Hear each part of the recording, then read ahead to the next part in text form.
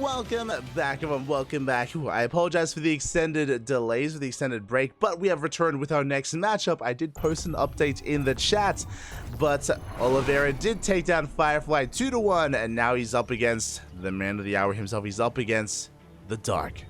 We're here for it. We are ready for it. Sporting in the top right-hand corner of Post Youth, we have the South Korean Zerg player, the Red Zerg. The new Papi himself, representing Talent Esports. It is Dark.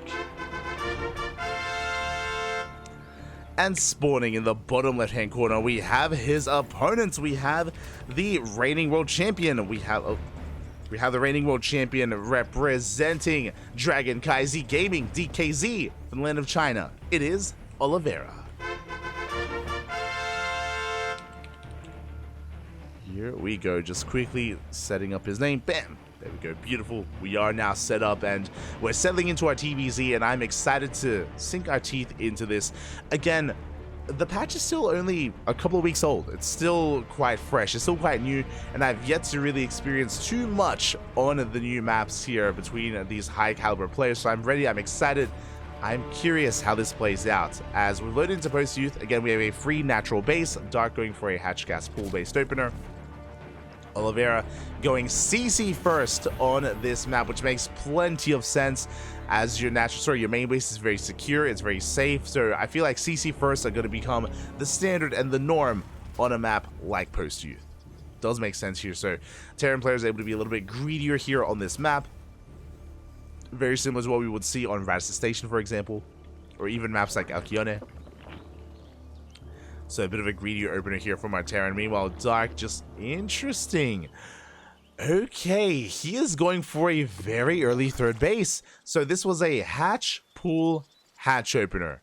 Gasless. We opened up gasless instead. So just like how Terran players can be... Oh my, we're going for a third CC before... Oh my god! Papi! Oliveira going for a third CC before factory. Wild, greedy build here again. As I mentioned before, this is the kind of stuff that you would see on Radisson Station. I remember Spirits going 4 CC before Starport at IM TvZ against Solar, of all players. It was wild, and he got away with it as well. He got away with the 4 CC. So it's going to be just a CC first into a Rax, into a third CC before factory. Very greedy build, but likewise, Dark also opened up gasless as well. And this is how the meta is shaping.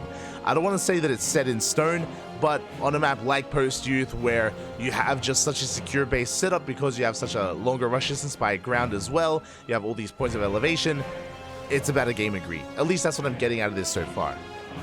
It's about how greedy can you be here, and boy oh boy, both Oliveira and Dark are being greedy. So I'm definitely getting some Radisson Station vibes here. Queens are getting in position, more queens are on the way. Again, still no gas is being taken. Now, because the gases are so late for Dark, I imagine this is going to be, we're going to be skipping links going into roaches. I imagine roach play is going to be on the horizon here for Dark. That would make sense in my mind, just because how late link speed is, but we'll see. We'll see when Dark eventually takes his gases. For now, purely queen. For now, purely queen here to defend. Behind this factory is on the way. Dark has not scouted the main base. Fun fact, he's not fully aware of what's going on. Oh, and oh no! It isn't just going to be a third CC before factory. That's a second factory on the way. Oliveira is playing mech. Now, I'm curious what kind of variation of mech this is going to be, as there is the second and now even a third factory. Oh my god, 3 factories being set up here by Oliveira. I was going to say that in the most recent patch, the Cyclone has been changed for the worse when it comes to how dominant Cyclones were in this matchup and how viable mech was as a result. Nowadays, oh, as we're getting up to 4, oh my Jesus, we're getting up to 5 factories. 4 factories in production, the 5th one is already done. So 5 factories in total.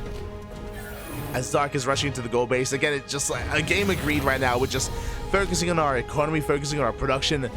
Very little on the ground to actually work with, but as I was saying, the Cyclone has been changed in a way where you can micro against it. It isn't as oppressive as it once was in the last patch, in the last map pool. So I wonder if we're going to be embracing a more Cyclone-heavy style, and it is. Here we go. We have the quote-unquote new upgrade on the way. It has just had a bit of a name change, a bit of facelift. That is going to be Hurricane engines on the way for Oliveira, no longer Hurricane thrusters. I think because, like, lore-wise, like, thrusters aren't really a thing on Cyclone, so they got rid of it. Lore-wise, they got the engine instead. So Hurricane engine on the way. As behind this, it is going to be Roach play. As you mentioned, typically, this isn't the first time that Dark has gone gasless. Whenever he does go gasless, it is for Roach play, and there it is. We have 1-1 on the way, Roach speed on the way as well, skipping Link speed entirely. And this can lead into Hydra Lurker. It could be Mass Roach into Hydra Lurker Viper. The upgrades do lend to that. Rax is going to be floated over. Even though Dark has seen very little, upon seeing this Rax floating, he knows. He now knows it's mech. Otherwise, there's no other reason for the Rax to be up in the air. So Dark is fully aware of what's going on. Is fully aware, and we are getting into Mass Cyclone. On top of that, yeah, we have the armories on the way. Another change that I guess does kind of affect mech is that armories are cheaper now. Yeah, when it comes to the new patch, the armory has been reduced in cost. So I'm sure that is a nice little addition here for meching players. As we are moving out, how many Cyclones? 13 Cyclones in total. Now, when it comes to the change here to the Cyclone, the biggest thing is that now it takes 3 seconds. Once a lock-on is broken, it takes 3 seconds to re-lock on. Speaking of breaking the lock-on on the burrow, oh my god! Very nice moves out of Dark, okay. I mean, that's the way to break the lock-on. Just burrow units, it's essentially like you're blinking your roaches. You do burrow, you do break the lock-on. With that significantly does weaken the DPS here of Oliveira. There it goes to the scan. Yeah, he's gonna have to save scans here for that burrow. Roach is now gonna be coming in from behind. We set up a surround. Yeah, solid surround here by Dark. Does collapse on this, shaves off so many of these Cyclones, and he's completely shutting Oliveira down. The power of this push has just been completely shut down at this point. Ay. This initial timing, the initial push from Oliveira, that was supposed to get damage done, but look at the trades. 8 Cyclones, 14 Roaches. But remember, we have the hybrid gold base, we have the regular gold base as well. Because of this, of Dark, he can afford these losses. And Dark, he's maxing out. He's maxing out a Roach Ravager, and he's looking to punish this build of Oliveira. Now, Oliveira, he is switching into tank. We're amassing up tanks here. We have a solid defensive line in the back line. Ideally, if Oliveira can fight with all these tanks, maybe he can hold. But Dark doesn't have to push in. 2-2 is on the way. Ling speed, tunneling claws as well. And all Dark has to do is deny the 4th. Speaking of, the 4th is on the way. And these tanks, they're a little bit too far back to actually protect the 4th. We do have to reposition. Oh, big scan. Big scan here on the Roaches. You see Dark once again started stepping forward, and again he doesn't have to push into the bases, he doesn't have to push into the line of defense. Dark overextending. Yeah, big tank shots going off. A lot of losses there for Dark. With that 18 Roaches going down for 1 tank. All Dark has to do is again deny the expansion, deny the CC. That is Dark's win condition. Behind this, infestation bit's now on the way. That's going to be for Hive Tech. Dark taking another base, droning up. Still on a low drone count of 64, but you can see that now he's refining his army, getting into link production, and now droning. Dark is droning up. Behind this, the tanks are leapfrogging forward. Again, the base still not safe. Tanks are barely out of range. Ooh, we do see Oliveira double expanding. Okay. As he double expands, Dark tries to collapse on this. Oh, but yeah, this was another overextension. Dark, he gets 1 tank, but takes a lot of tank volleys to the face. Ay. Yeah, and Oliveira, he has expanded. Like, once again, Dark, he has to respect the tank line. He didn't. Pays a price for it. And now Oliveira, he's getting his bases up and running. Somehow, someway, this base has been left untouched. Dark, a little bit preoccupied. Going for some Swarm Hosts instead. I do like this. I do appreciate this. Swarm Hosts are on the way.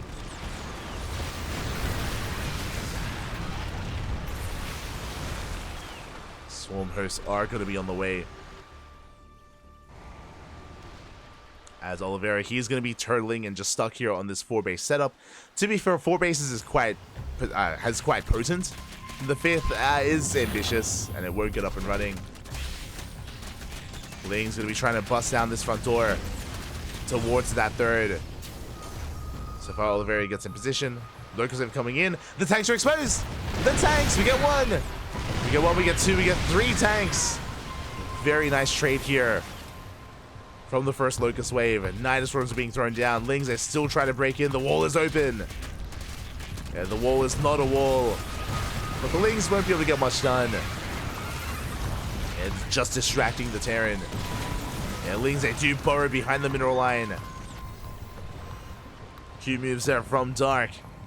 We'll be able to unburrow. Speaking of, is going to bleed out those Lings. Locust wave getting ready though. Looking to push towards that 3rd base. Another Knight is finishing up on the right hand side. You can see Oliveira trying to split up his army. Locust wave does take down the center tower and some Cyclones. 1, 2, 3, 4, 5 Cyclones. 6, 7. Oh my god. A lot of Cyclones going to be going down here. Ay. Again, a good trade from that Locust wave. There it is. 7 Cyclones, 1 Hellion, and 1 Hellbat. For only Locusts. Roach Ravager does rotate around. We're going for the armories. Yeah, and both armories will be denied. And +1 vehicle weapons does complete, but not +1 plating. Sorry, +2 plating does not finish. Yeah, we're denying this space. The tanks are out of position. There is an opening. There is a hole here in the defense. Dark, he's going in, but Locust wave on the right. Another tank goes down. Now, what's important here as we are denying and shutting down this 3rd base is that the army supply here of Oliveira is quite high. Like, he has quite a large force. Mainly Cyclones, though. I'm not too fond of that, but he's going mass Cyclone, essentially. He only has tanks to defend, relying on mainly a Cyclone-based army. I'm not convinced, but I'm ready to see. You know, Oliveira, can he cook, papi? Can he cook? I'm ready to be convinced. As again, the Cyclone isn't as strong as it once was. So we'll see if we can still make this work. Locust wave collapses. Ooh, forces friendly fire. Cyclones go down. You can see Oliveira trying to expand on the right hand side, but this base, it's so wide open. Oh, there's 1 tank in the back line. File's going to be connecting, and that's going to be a kill. That's going to be a kill in the CC. Big pickoff. We do bleed out some Roach Ravager, but we can remax. And what do we remax on? Lings and Ultras. Ultras are on the way. This entire time, Darky has been taking up. We have a Greater Spire as well. And now Oliveira is going for a big counterattack. Here comes the Locust wave. Locust wave just trying to buy some time. Getting through some of these Cyclones, to be fair. Lings are coming in. We're getting on top of the tanks. Yeah, the unburrow here with the Roaches. Tanks are going down. We're bleeding out a lot of units. Where are those Ultras, though? We need more time. Ultras, they take so long to build. This goal base, it has been broken. And Oliveira, he's got to go. He's trying to keep on pushing here, trying to break this position. Ultras have arrived. They can be kited. But yeah, there's just too much Zerg here for Dark. He cleans up the army. The Ultras, they make it just in time. And Dark, he does take game number 1. GG. GG, well played. Again, I loved how Dark approached that game. I love his response to the mass cyclone early on was borrowed roaches. It's just such a smart way to make use of the change that was made. For those that again weren't here for it, the cyclone now, before, it could instantly relock on. If a lock on breaks, it could just relock on instantly, so you could just keep kiting and keep just gaining value, having so much DPS available with your army. But in the new patch, now it takes 3 seconds. Now when a cyclone lock on is broken, it takes 3 seconds to relock on, to be able to continue kiting and to be able to trade with the army. So with that burrow, like, it is a pretty smart way to be able to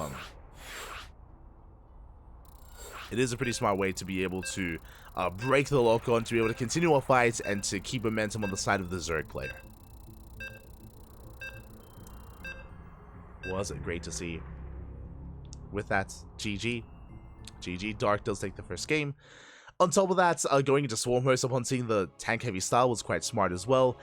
We saw that Oliveira, he was trying to go Mass Cyclone as a response to that, and unfortunately for him, Dark, he was already transitioning out of Roach Ravager into Ultra, and with the arrival of the Ultras, the Cyclones just could not do enough, could not keep up, could not break through. And with that, we're now getting into game number 2.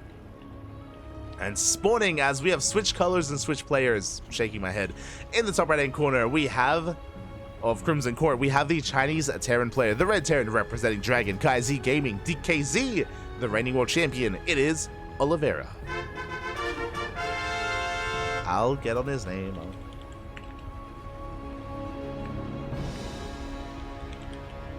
I'll get on his name, Bobby. 1 moment. There we go. And spawning in the bottom left-hand corner, we have the South Korean Zerg player, the Blue Zerg, representing Talent Esports, leading the series 1-0. It is Dark. The new Papi himself. Let's go. The new Papi himself. And yeah, it's really interesting that Oliveira did attempt to make mech work there. So on the one hand, I do think that Post-Youth is maybe the best map for it. As we saw, winding it back, something that Oliveira was able to accomplish in that last game was establish himself on 4 bases. Remember, he was able to get up to 4 bases on Post-Youth quite easily. He was able to be very greedy as well, rushing to a very fast 3rd CC, all things that you can get away with on Post-Youth. And if you're able to get away with that much greed, it makes sense to go into mech, because even though mech has been nerfed, even though the Cyclone specifically was nerfed, mech is still a very efficient composition. It's still the ideal. Like, when it comes to late game TvZ, Mech Ghost is still like the late game composition. When I say Mech Ghost, to be fair, I'm thinking like Ghost Tank Thor, not Cyclone. But like, that's still kind of like the end game for Terran in late game TvZ. So trying to rush into that, it does make sense in my mind. It was just an interesting way that Oliveira was going there and was still relying heavily on the Cyclones. I'm still not convinced by it, but you know, I'm sure that it has worked for Oliveira. That's why he was making use of it, and we spoke about it before, but this patch is still very new. It's still a very new patch, still a very new map pool. Players, they're still exploring, they're still experimenting, they're still cooking, buddy. They're still cooking. So I'm excited to see where the meta does settle, especially on some of these more unorthodox maps. Meanwhile, the first Reaper does make it across the map. Darky's going for a hatch gas pool opener. This time, not going for a gasless build. This time, I imagine investing into Ling speed. As the 3rd base is being taken. Queen in position. Oh my god, able to get some extra hits in. Reaper is forced out. And there it is, Ling speed is on the way for Dark. So this time he's not going for a Roach heavy style as we load into Crimson Court. We spoke about Post-Youth earlier, but Crimson Court is another unusual map in a way, or has its own unique features. The biggest thing is that 2/3 of the map is completely cut off. Here we have layers of gold minerals, we have rocks, more layers of gold minerals, and it is mirrored on the right-hand side as well.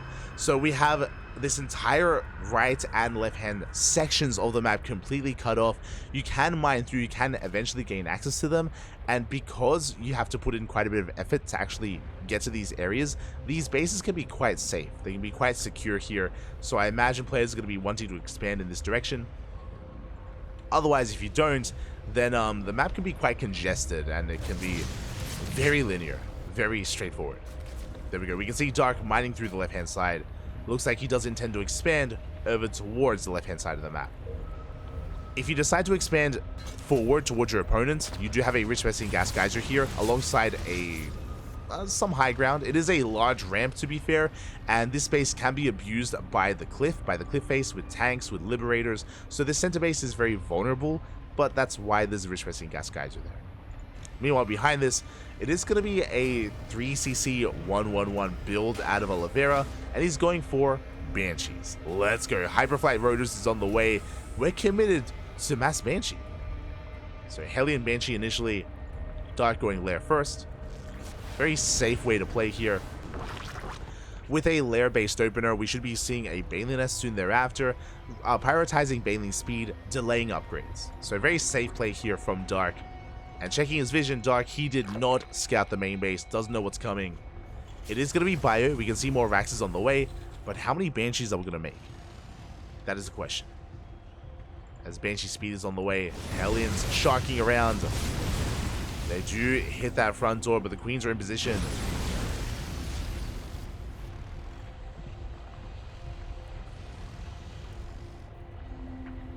Queens are here, and we do zone those Hellions back.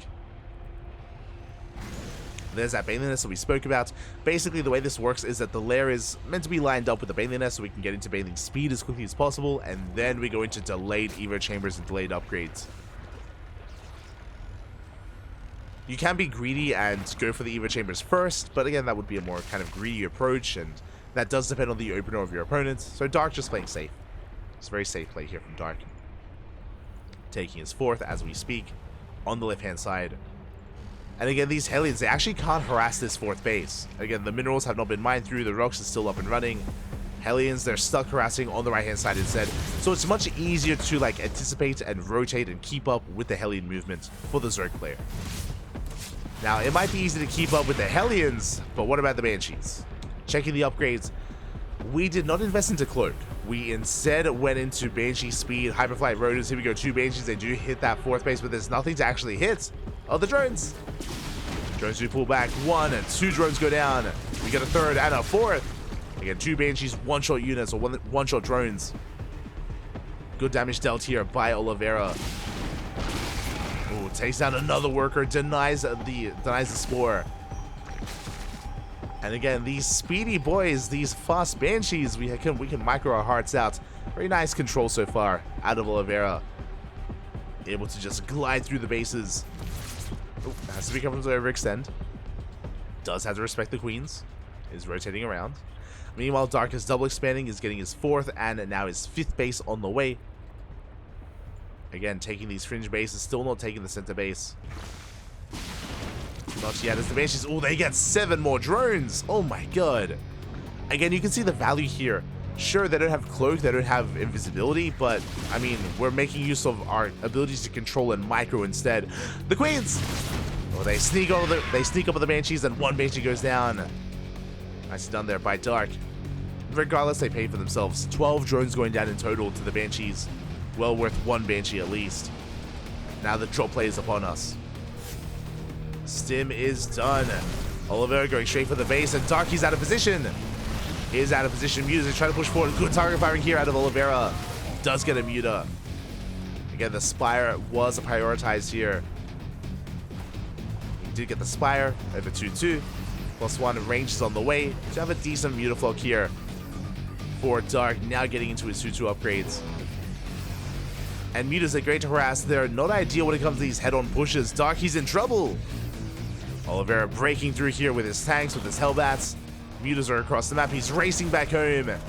And how many Banelings do we have to defend? Only 10. We're in the splits. We connect with the Hellbats, but there are so many Marines left over. Not enough Banelings. As I mentioned, so much gas was invested into these Mutas instead of Banelings, and what can we do with them? We can take down 1 tank. I mean, make good use here of the Mutas. But the Marines, we're stimming on forward. The man with gun is snowballing out of control. And without Ling Bane, what can we do? And we're going for the full surround. Boys are being pulled, they have to be. And can we clean this up? We cannot. Good target firing. GG gets called, and Oliveira takes game number 2, tying up the series 1-1. GG. GG, very well done there by Oliveira. Again, he didn't even scout the Spire. He didn't know that Dark was investing into Mutas. Just happened to come across that. Once he saw the Mutas, bam, we pull the trigger, we unsiege the tanks, we move out with everything we have. And what could Dark do there? What could he do? As unfortunately, upon investing into all those Mutas, they melt against Marines. As we saw, they're just not ideal at all in the defense. We did need more Ling Bane there. Either more Ling Bane or the Mutas needed to buy time. Ideally, they need to force the army to turn around, to race back home instead, and to and to instead try to keep up with the harassment of the mutas. Unfortunately, that was not the case. And we have a tied series. We're going to the ace match. Whew, let's go.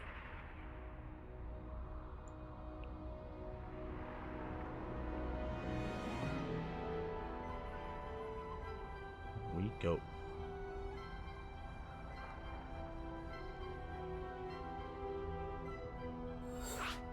Are you staying for WTL Code A or gonna sleep?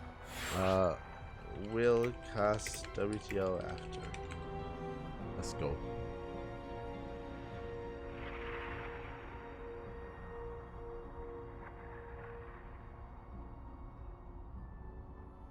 Catching up. Ready more champion. I don't remember him using mech in any of the 5 masters as rogue or mech. A lot of the Terran players nowadays have been, or they were incorporating mech before. Players like Clem, Björn, Maru, Oliveira as well. They were all sprinkling mech into their play in the past, but that might be changing here in the new patch. That's why I'm curious. That's why, again, the patch is still new, and I'm excited to see if they continue to dabble in mech or if they're just experimenting and they go back to bio instead. We'll see. We shall see. As here we go, we're getting into game number... we're getting into game number 3. The ace match is upon us. And spawning in the top left-hand corner of Golden Aura, we have the South Korean Zerg player. The red Zerg representing Talon Esports being forced into the ace match. Can he bounce back? The best Zerg player in South Korea, it is Dark. And spawning in the bottom right hand corner, we have his opponent. We have the Chinese Terran player, the blue Terran representing TvZ Gaming, the reigning world champion himself, forcing the ace match. Can he keep going? Can he go the distance here and make it to the next round? It is Oliveira. Let's go. Ooh, as Dark is going for a pull first. Interesting. Okay, so it's going to be a pull first build here out of Dark. Again, the rush distance by ground on Golden Aura is a little bit shorter, so you can be a little bit more assertive. So we'll see how Dark does commit. I imagine this is going to be for only a handful of lings. Typically, Dark, he'll go pull first, make a handful of lings, open up gasless as well, and with those lings, skirt around the edge of the map and try and delay the expansion of Oliveira. We'll see how hard he commits and how many lings he makes. Hatchery is on the way. The downside of this opener here from Dark, as there we go, we have 4 lings, 2 pairs of lings on the way, 3 pairs of lings, as 6 lings are going to be moving out. And again, their goal is to bypass the Reaper and get on top of this building CC. Now, the downside of this build is it's gasless, right? We have late ling speed, delayed gases. This traditionally does mean that Dark is going to be going to roaches. Remember, we said the same thing in game 1 on post-youth, where usually if Dark does open up gasless, it is going to be leading into roach committed play instead, as he's going for his third. There we go, third base on the way for Dark. Lings are moving out. Meanwhile, the Reaper of Oliveira is going to be moving out towards the right-hand side, is spotted by the Overlord. Dark sees, he knows. He sees the Reaper, he knows he's free to just go straight for that base, and he's going for the CC. Meanwhile, the Reaper, when he gets across the map, is going to be running into a Queen. Not much for it to do. There we go, we have Link slipping in towards the main base. The SCV is pulled away from the command center. So we are delaying that CC. We managed to get one worker. Yeah, one SCV goes down.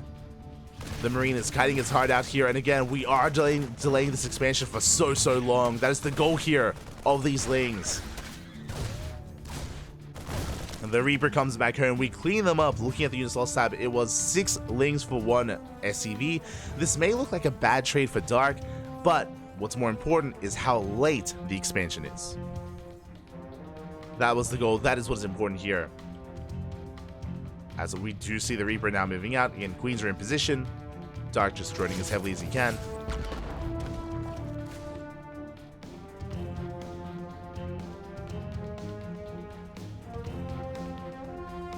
He is getting what he can, and yeah, with that, we do see Dark just going to be settling down and stabilizing here on these 3 bases. Again, just going to be defending with purely Queen. Something that's quite important about Golden Aura is because the natural and the third base are so close, you can get away with these gasless openers. This is not the first time we've seen Dark play gasless on this map, just because it doesn't take long at all for the Queens to rotate in between the bases and to keep up with Hellion movement. So there's very little chance for Hellions to actually get into a middle line, so Dark is feeling pretty safe. Meanwhile, behind this, very fast double E-base, by the way. Okay, I mean, I say that. Third CC before starport, right into double E-base here of Oliveira, rushing into 1-1. Bearing in mind, Dark does not have a single Evo chamber of his own. And there's that Roach Warren that we spoke about. Again, because it was gasless, no link speed, Roach play from Dark. But again, the upgrade lead for Oliveira is going to be pretty massive. You would typically delay these E-bays a little bit longer and go into your starport production, followed by E-bays thereafter. Speaking of starports, this is going to hit like a truck. Okay, so a couple of things here. There is no starport. There is no starport for Oliveira. He's going for a second and a third racks first. This is almost like a TVP build, where you build up a pretty massive army on two bases. This is not all in. Oh my, we're going for another racks as well. Oh my god. Getting up to 4, getting up to 5 racks here. We're going to be building up a large bio force, and then we're going to be hitting a timing with those medevacs, with these upgrades later on down the line, with an abundance of Marines. So a very aggressive style here out of Oliveira. Again, try to make use of these faster upgrades, trying to make use of this mass bio army. We just see Dark moving out. Now he's only going to be applying a bit of pressure here. He's droning up behind this as he moves out with a handful of Roaches and Ravagers. Now, fun fact, Oliveira doesn't have an army. Because he invested into all these Raxes and all these upgrades, this is Oliveira's army. He has 2 Marines, and Dark, is he going to end it here? Now the boys are being pulled. GG gets called. There's nothing to defend as Oliveira was cutting too many corners there, caught completely with his pants down. And I'm sure Dark is like, what just happened? GG gets called. Dark takes the win. GG, well played.